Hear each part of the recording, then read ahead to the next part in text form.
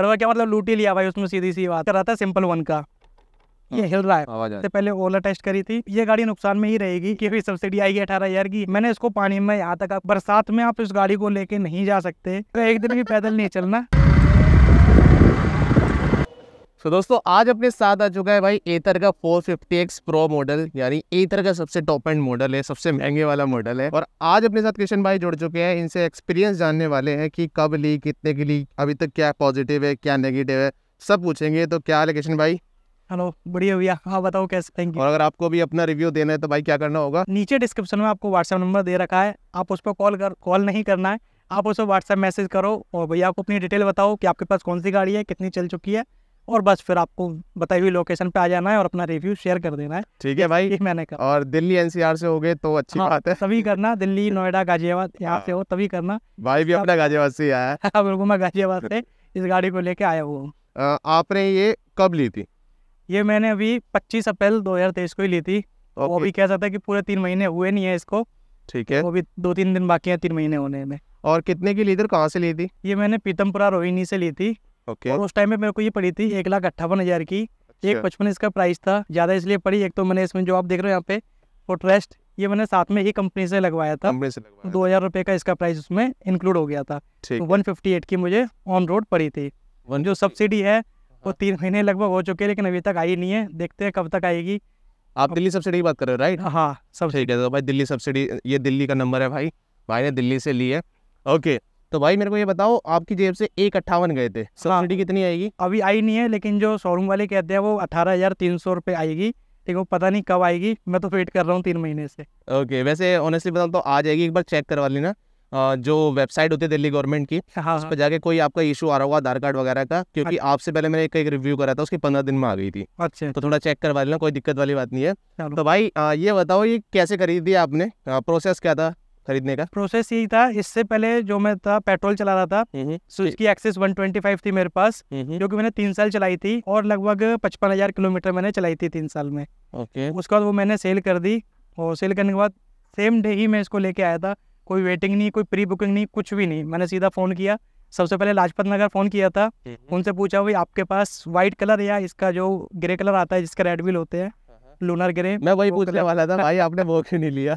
तो मैं उसी की ही तलाश कर रहा था, लेकिन वो कहीं भी नहीं था। यहाँ दिल्ली में जितने भी शोरूम है उस दिन किसी पे भी अवेलेबल नहीं था। फिर मेरी दूसरी चॉइस थी कि मुझे व्हाइट कलर लेना है, क्योंकि इससे पहले मैं व्हाइट चला रहा था और उससे पहले भी व्हाइट ही कलर चला रहा था। फिर मैंने पूछा व्हाइट कलर, तो लाजपत नगर में नहीं था, दिलसर गार्डन में नहीं था, वो मुझे पीतमपुरा मिला। तो सेम डे मैं गया वहाँ पे और रात को 8:30-9 बजे मैं इसको लेके आया सेम डे, पूरी पेमेंट कैश में करके। तो भाई तुम वो वाली चुन लेगे कि भाई अभी अभी अभी चाहिए? बिल्कुल बिल्कुल वही वाला सीन लग रहा है। वही वाली चुन लिया। मैं कहा भाई तुरंत चाहिए। बोले वेटिंग करा लो, अब 3 दिन की 5 दिन की गाड़ी आएगी आपको, वही मिल जाएगी रेड व्हील वाली। मैंने कहा रेड व्हील वाली नहीं है तो छोड़ो, व्हाइट कलर दे दो मुझे, लेकिन चाहिए आज ही सेम डे, क्योंकि मैंने उसी दिन अपनी गाड़ी सुबह बेची थी। मैं घर से निकल गया था, मैंने कहा शाम को लेके ही आनी है। मतलब जमीन पे पैर रखने नहीं है भाई? नहीं, मैंने एक दिन भी पैदल नहीं चलना, तुरंत लेके आनी है ये। तो देख लो भाई, मेरे को भी ऐसी आदत है भाई कि भाई अभी चाहिए, कहीं से भी लेके आओ। ठीक है। तो एक बात और पूछना चाहूंगा, आपने बता दिया कि आप पेट्रोल वाला चला रहे थे पहले, 2 व्हीलर, तो उसमें खर्चा कितना आता है हर महीने पेट्रोल का? वैसे तो मेरी रनिंग ज़्यादा नहीं है, मैं लोकली चलता हूँ, 20 से 25 किलोमीटर डेली चलता हूँ। ठीक है। अगर इसी हिसाब से देखते हैं तो ये गाड़ी नुकसान में ही रहेगी एक तरीके से, अगर आपकी 10 से 15 किलोमीटर की है रेंज। अगर आप सेविंग देख रहे हो तो? हाँ सेविंग देख रहे हो तो। लेकिन अगर आप वहीं 50-60 किलोमीटर इसको चलाते हो तो आप बहुत अच्छा प्रॉफिट इसमें कर सकते हो, जो कि मैं कोशिश कर रहा हूँ कि इसको डेली ज़्यादा रात को ज़्यादा घिसना, बस वही चीज़ है। ठीक है। तो भाई एक क्वेश्चन और है कि आपने इसे लेने की इंस्पिरेशन कहाँ से मिली, मतलब कब डिसाइड किया, कहाँ से इन्फ्लुएंस हुए? भाई इन्फ्लुएंस तो आपसे ही हुए थे, आपका ही चैनल काफ़ी टाइम से मैं देख रहा था, पिछले 1-1.5 साल से। और जब ये आई थी एथर, उस टाइम पे मैंने देखा था, लेकिन इसको लेने का ना मेरा विचार बिल्कुल भी नहीं था। मैंने सोचा था कि एथर नहीं लेनी और ओला तो बिल्कुल भी नहीं लेनी है, डीजल ही बताऊंगा क्यों। उसके बाद मैं वेट कर रहा था सिंपल वन का, जब से सिंपल वन का अनाउंसमेंट हुआ था तब से उसका वेट कर रहा था। वेट करते करते 2 साल कब बीत गए पता ही नहीं चला। तो फिर आखिर में यही डिसीजन किया कि भाई एथर ले लेते हैं। इससे सेफेस्ट गाड़ी और परफॉर्मेंस में बेस्ट गाड़ी इससे नहीं है कोई भी। सबसे बेस्ट गाड़ी यही लगी मुझे तक परफॉर्मेंस को अभी तक। ओके।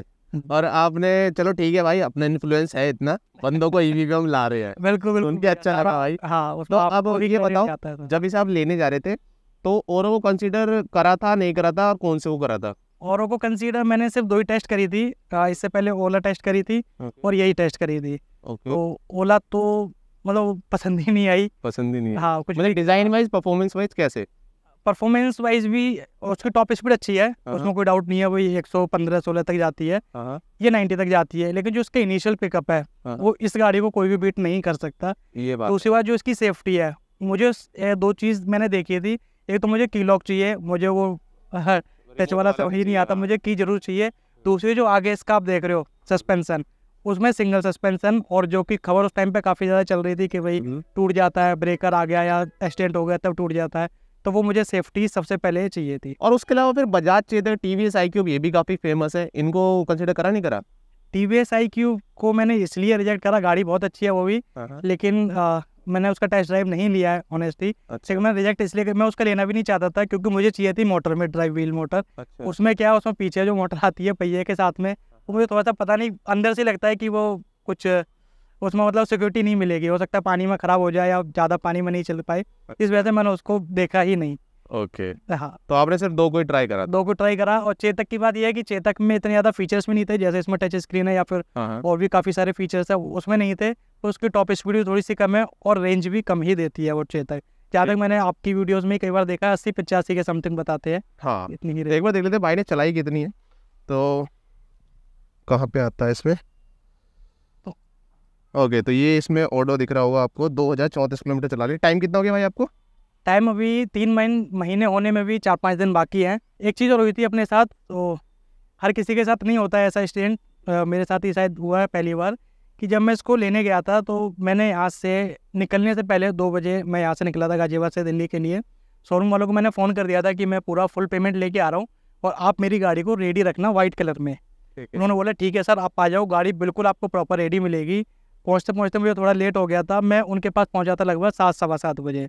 तो आधा 1 घंटा उन्होंने ले लिया था अपना डॉक्यूमेंटेशन वगैरह करने में, बाकी काम करने में, लेकिन गाड़ी मेरी रेडी नहीं थी। जब मैं वहाँ पहुँच गया, मैंने उनको फुल पेमेंट कर दी ट्रांसफ़र उनके अकाउंट में, तब उन्होंने गाड़ी रेडी करना स्टार्ट कराई। तो उसके बाद भी फिर हुआ क्या कि गाड़ी ये अभी जैसा आप देख रहे हो इसमें सारी चीज़ें चल रही हैं, मैप चल रहा है, टच चल रहा है, बाकी चीज़ चल रही है, लेकिन उन्होंने बेस मॉडल जो इसका रहता है जिसमें ये सारी चीज़ें लॉक रहती है, वो मेरे को ये गाड़ी पकड़ा दी थी और इसमें बैटरी थी 70%। मैंने उनको बोला मैं कम से कम इसको चार्ज तो कर दो, कि मुझे यहाँ से 40-45 किलोमीटर दूर जाना है इस गाड़ी को लेके, वो भी रात में। उन्होंने बोला सर ये चार्ज हो ही नहीं सकती, क्योंकि फास्ट चार्जर इसमें सपोर्ट था नहीं उस टाइम तक, और जो इसका चार्जर था वो कन्फिग्रेशन हुआ नहीं था, क्योंकि रात में कंपनी से बिलिंग हुई नहीं थी। तो उन्होंने बोला ये आप ले जाओ ऐसे ही और घर जाके अपने चार्ज कर लेना। तो एक जो फर्स्ट टाइम वाली जो पहला एक्सपीरियंस रहता है कि भाई पहुँच पाएगी नहीं पहुँच पाएगी 70% में, किस तरीके से मैं लेके जाऊँगा, कहीं रास्ते में बंद हो गई तो कहाँ जाऊँगा। तो वही मैं 8 बजे वहाँ से निकला था शोरूम से, और दूसरी बार जब मैं वहाँ से निकला तो उन्होंने ना कुछ फ़ोटो क्लिक किया ना कुछ किया, गाड़ी पकड़ाई, चाबी दी और चल दिए। अब वहाँ पे जो चाबी वाले जो गार्ड रहते भैया, बोले भाई हमारा कुछ खर्चा पानी दे दो। बोला सारा तो तुम्हारा कंपनी वालों ने इन्होंने निकाल लिया, शोरूम वालों ने। एक फ़ोटो तक नहीं खींच रहे हैं ये लोग कि भाई 1.5 लाख की गाड़ी में लेके जा रहा हूँ, कम से कम वही फ़ोटो तो खींचना चाहिए, दिखाते हैं सारी चीज़ें होती है। उन्होंने एक सिंगल फ़ोटो नहीं खींचा, चाबी पकड़ा दीजिए गाड़ी आपकी रेडी है ले जाओ। तो भाई मैं 8 बजे निकला वहाँ से, 8 साढ़े 8 बजे, और 11 बजे मैं अपने घर पहुँचा था, क्योंकि मुझे पता था, मैंने आपकी वीडियो देख रखी थी कि भाई जितना आप कम चलाओगे उतनी ये रेंज अच्छी दे देगी। तो मैं इसको 30 किलोमीटर से ऊपर की रेंज मैंने इसमें नहीं चलाई थी, तो 30 की स्पीड में मैं इसको 40-45 किलोमीटर लेके चलाऊँ, लेकिन घर पहुँच गई थी ये बात। ये सबसे बुरा एक एक्सीडेंट मेरे लिए बुरा एक्सीडेंट है, जो कि शोरूम की तरफ से हुआ था, इसमें गाड़ी की कोई गलती नहीं है, जो मेरा मानना है। मतलब उतना एक्सपीरियंस अच्छा नहीं था इतने पैसे खर्च करने। हाँ, इतने पैसे खर्च करने, वो भी कैश पेमेंट में। कैश पेमेंट में। चलो ठीक है भाई, तो शोरूम वालों देख लो, ऐसा नहीं होना चाहिए भाई। ये और बताओ, जैसे कि आप बता रहे हो कि आपको फर्स्ट डे यानी ये बेस बना के दिया था उन्होंने, है ना? हाँ, बेस मॉडल नहीं थी उस टाइम ये? हाँ, बेस मॉडल दिया था। घर आके प्रो हो गई थी हाथों हाथ? घर आके ये नहीं हुई थी, क्योंकि मैं रात को 11 बजे करीब घर पहुंचा, और मैं इसको चार्ज भी नहीं कर सकता था, क्योंकि इसका चार्जर इससे कन्फिग्रेशन हुआ नहीं था। उन्होंने ये बोला था कि जो चार्जर इसके साथ है वो इसी गाड़ी को चार्ज करेगा, ना तो ये चार्जर दूसरे चार्जर को चार्ज करेगा, ना आप इस गाड़ी को किसी और चार्जर से चार्ज कर सकते हैं जब तक इसका एक्टिवेट नहीं हो जाता प्रो पैक। तो फिर मैंने एक दिन के लिए, अगले दिन मुझे जाना था सुबह, मैंने गाड़ी को घर पे छोड़ दिया था। शोरूम वालों को कॉल किया सुबह, तो लगभग 12 बजे करीब उनका अपडेट आया और बोला गाड़ी रीस्टार्ट करो। उसके बाद ये ऑटोमेटिक एक्टिवेट हो गया था, उसके बाद ही इसका चार्जर एक्टिवेट हुआ था। अब यहाँ पे चार्जर की एक और कहानी है कि जो चार्जर है, तो भाई मैंने उनसे बोला था कि अगर ऐसा कुछ है तो आप 150 फालतू ले लो, लेकिन मुझे पोर्टेबल चार्जर दे दो, क्योंकि क्या रहता है ना, वो कैरी करने में बहुत ईजी है, हल्का चार्जर है, बहुत ईजी है। 750 वाट का वो भी है, 750 वाट का आपका डॉट चार्जर भी है। कंपनी में बोलो जी ऐसा कुछ भी नहीं है, और हमारे पास एक ही चार्जर बचा हुआ है डॉट चार्जर, लेना है आपको इसके साथ ले लो, नहीं तो ये गाड़ी भी सेल हो जाएगी, तो आपको फिर अगले दिन गाड़ी मिलेगी। तो ये उनका रवैया था कि कैश में बंदा पेमेंट कर रहा है और दोपहर में उन्होंने फ़ोन कर, भाई मैंने फ़ोन कर दिया था कि गाड़ी मेरी रेडी रखो, पेमेंट लेके मैं आ रहा हूँ, उसके बाद भी ये एक मतलब ख़राब ही मेरे साथ हुआ है। मतलब एक बात बताओ, आपने पैसे तो पूरे दिए, 1,58 दिए ना? 1,58 आती थी। हाँ, मैं आपको बिल दिखाता हूँ, भी बिल मेरे साथ है। ओके हाँ, और एक बात बताओ, 1,58 में तो पोर्टेबल चार्जर आता है? चार्जर आता है, लेकिन उन्होंने नहीं दिया, बोला जी ये कंपनी की पॉलिसी है कि आपको इसके साथ डॉट चार्जर ही मिलेगा, अगर आपको पोर्टेबल लेना है तो आप 19,000 रुपये अलग से दो, तब आपको पोर्टेबल चार्जर मिलेगा, लेकिन आपको डॉट चार्जर तो फिर भी लेना ही पड़ेगा।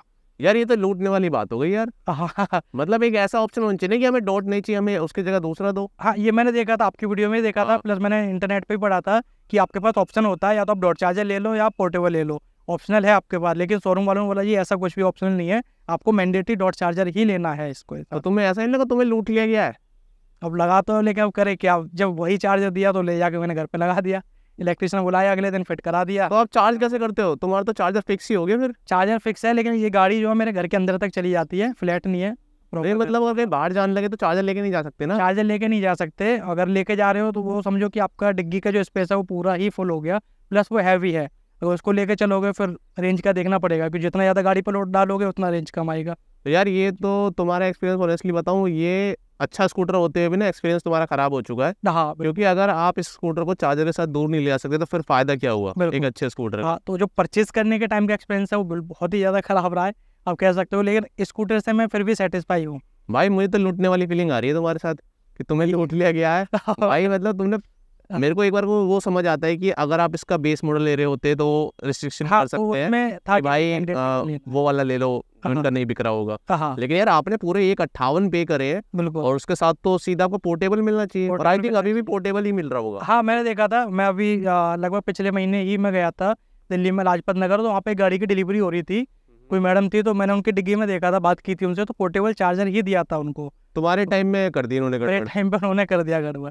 गड़बड़ क्या मतलब, लूट ही लिया भाई, उसमें सीधी सी बात है, और क्या। ओके, तो भाई को लूट लिया गया एथर द्वारा, यहाँ पे दूसरा चार्जर पकड़ा दिया है।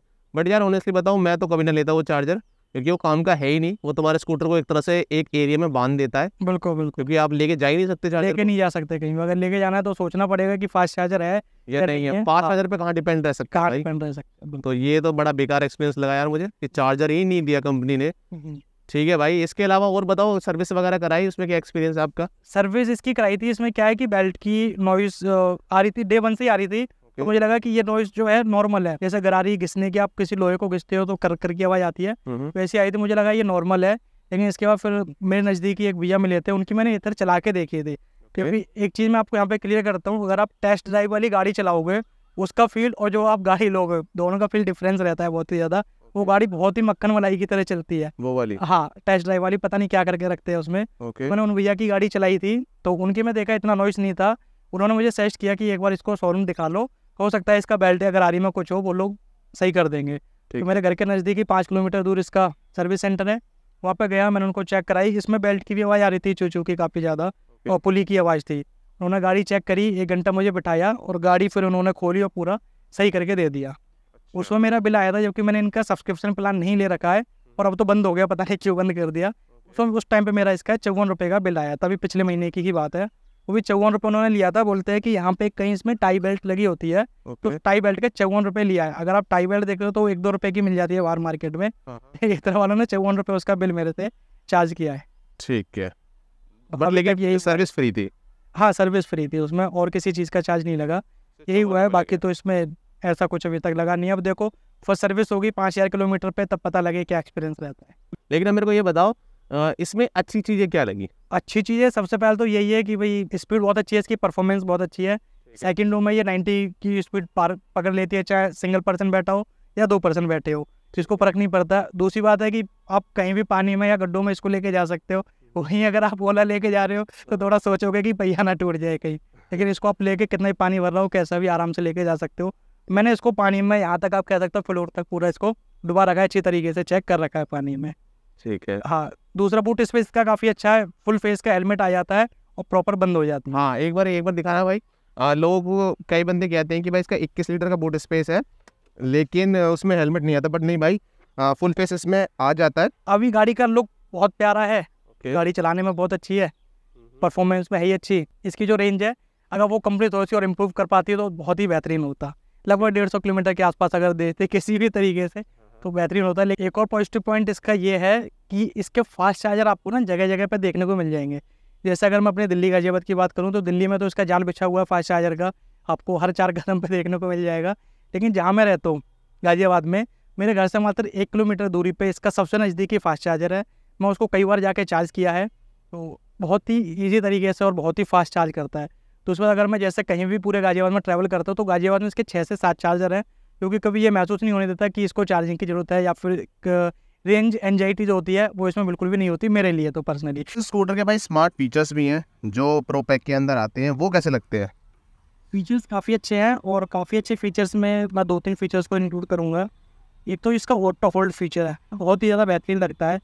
वो मतलब उसका ये है कि अगर आप ढलान पे चढ़ाई पे हो या ढलान से नीचे उतर रहे हो, आपको कुछ नहीं करना, जैसे आपने ब्रेक लगाई ऑटोमेटिक आपका ऑटो होल्ड हो जाएगा और फिर उसमें कोई टाइम लिमिट नहीं है, आप जितनी मर्जी उतनी देर तक इसको पड़ा रख सकते हो। गाड़ी ऑन रहनी चाहिए, ऑन काम नहीं करता। ठीक है।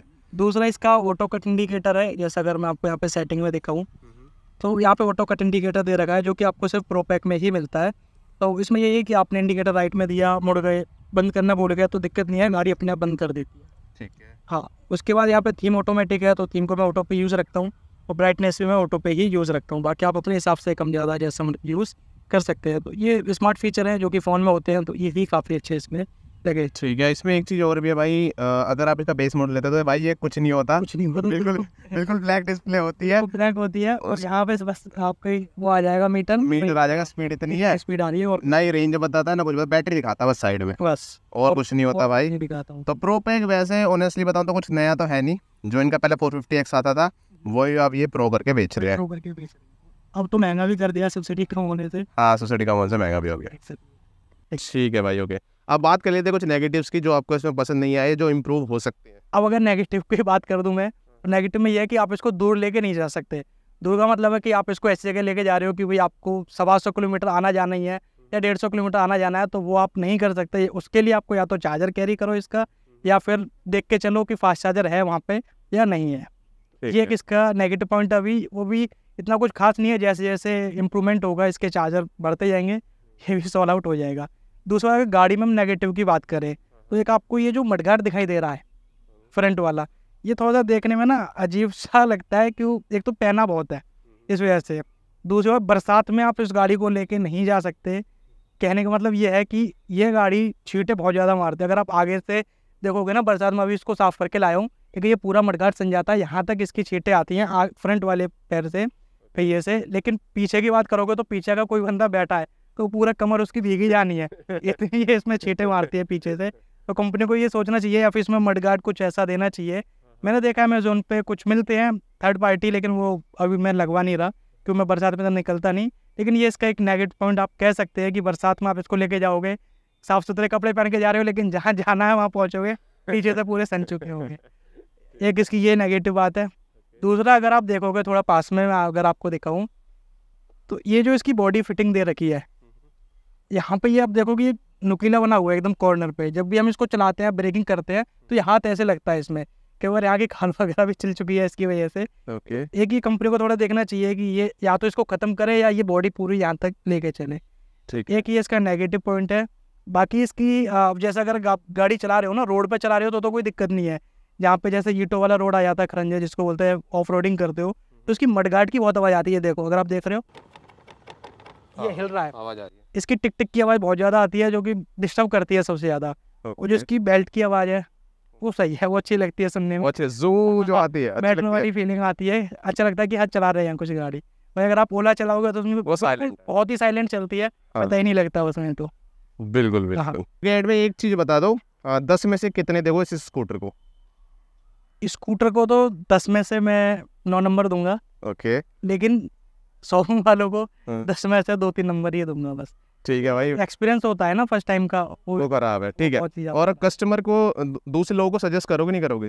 सजेस्ट अगर अभी के टाइम पे देखा जाए तो ये महंगी हो चुकी है। मुझे 158 की पड़ी थी, लेकिन अब ये जैसी मेरी बात हुई है तो 178 की आपको ये गाड़ी 77-78 की आपको पड़ेगी। ठीक है। आप देख लो, अगर अफोर्ड कर सकते हो तो भाई ले लो, गाड़ी बहुत बढ़िया है। लेकिन वो ये है कि भाई रेंज आपको थोड़ा देखना पड़ेगा कि आप 180 लगभग डाल रहे हो उसमें रुपये, और वहीं आपकी गाड़ी 100 किलोमीटर ही चल रही है। तो उस चीज़ को सोचते हुए ले लो। अगर ईवी के दीवाने हो तो वही ले ही लो आँख बंद करके, इससे बेहतरीन गाड़ी नहीं है फिर। ठीक है भाई, ओके यार, आपने अपना ऑनेस्ट रिव्यू बताया है। आई होप और कस्टमर्स के लिए काम का होगा, और भाई एथर कंपनी के लिए भी भाई काफ़ी काम का रिव्यू होने वाला है। भाई के साथ ऐसा क्यों किया आई डोंट नो, बोला भी था, बल्कि बंदे ने भाई कैश में पे करा है यार। पे करा पूरा पेमेंट। ठीक है भाई, हाँ ओके भाई, रियल एक्सपीरियंस बताने के लिए थैंक यू। Thank you. और अगर आपको भी अपना रिव्यू देना है तो भाई क्या करना होगा? नीचे डिस्क्रिप्शन में आपको व्हाट्सएप नंबर दे रखा है,